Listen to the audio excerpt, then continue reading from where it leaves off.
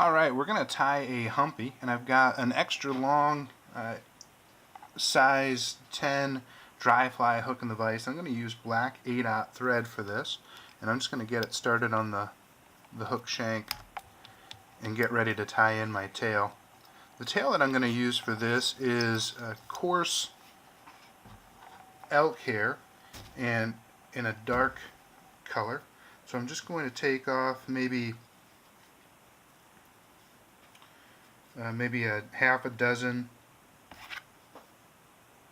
pieces of hair, and if they align off the hide, if the tips align off the hide, great. If not, I'm going to run mine through the stacker. They didn't come off quite as clean as I would have liked, so I'll just put it in the stacker,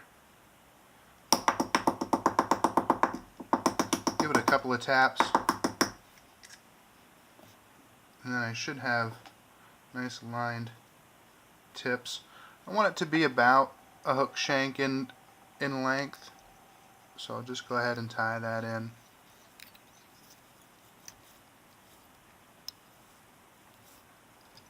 And I can clip the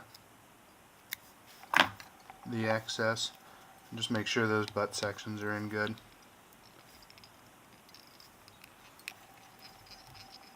Alright, now the next step isn't a necessary one, but one I found that helps make tying these a little bit easier, and that's to protect the tail section from mixing with the elk hair that we're going to do for the back and the wing. So I just take a piece of masking tape, and I do this with my deer hair poppers as well when I want to protect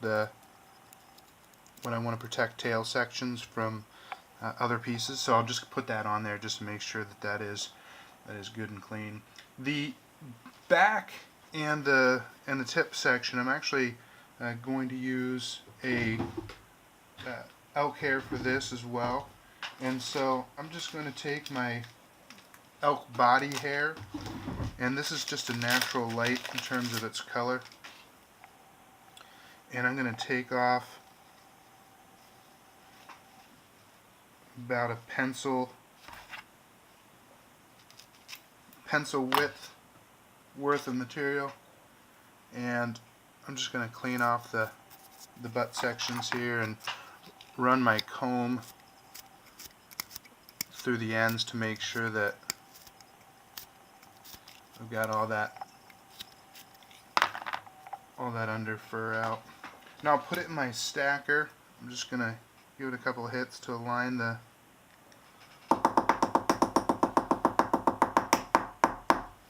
tips here, and I'll take it out, and also I'll get rid of any short sections. I want as much length to these pieces as I can, and then that looks pretty good. So now what I'll do is I'll measure this out, and this can be one of the most challenging parts of tying a humpy. If I think about the front of it, it wants to extend out beyond the front of the hook.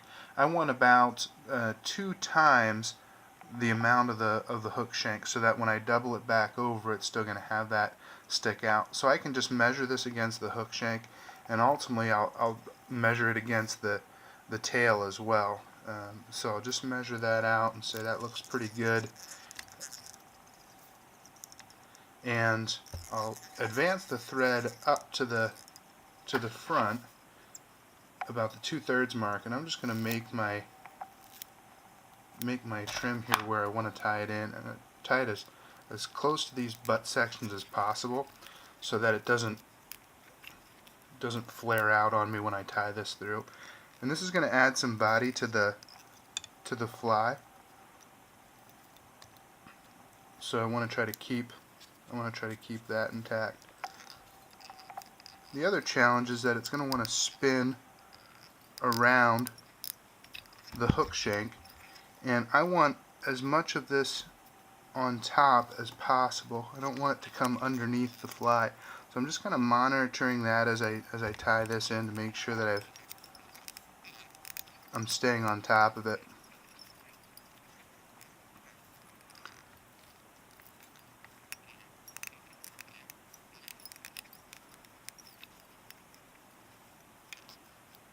And any errant pieces I'm just going to pull off so they don't cause trouble later.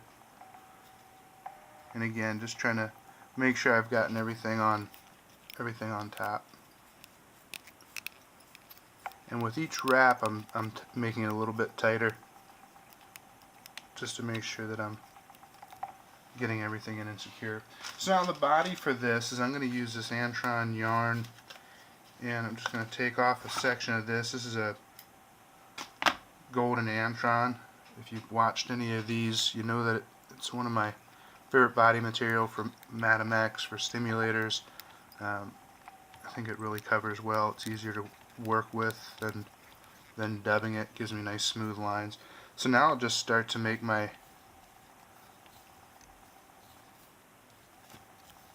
wraps to cover all that body material, and places that it's a little bit thinner I can make up with the Antron. So I'll just tie that in, and I can trim the front.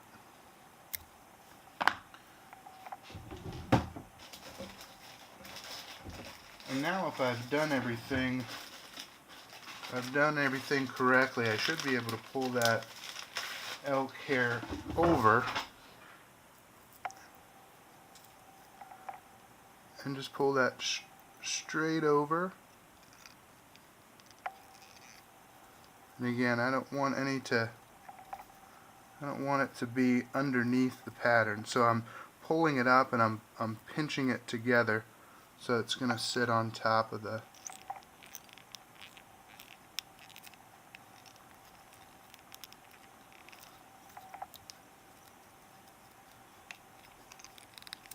and then I can pull this up and start to make a little thread dam underneath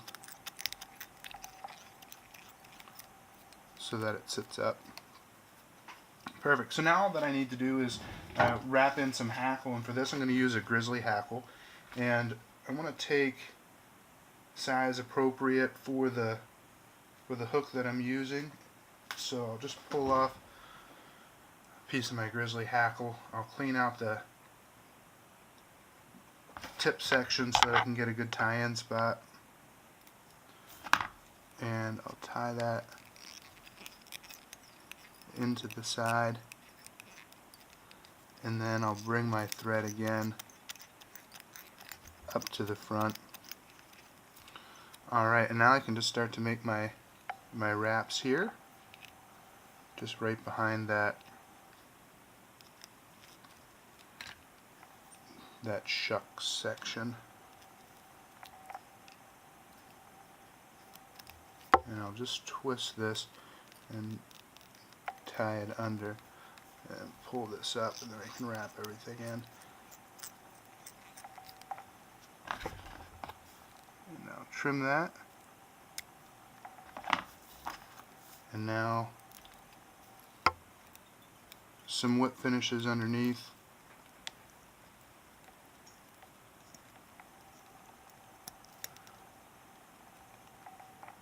Pull everything tight. And now I'm going to just trim off the bottom there. Now it's going to be tough to make sure that you get every piece through, so you might have some of these stragglers that want to stick out, and you can just remove those. Now you can remove the tape and fluff up the tail. And again, this is nice now that it didn't mingle with any of those other pieces of hair that we folded over. So that's a Humpy.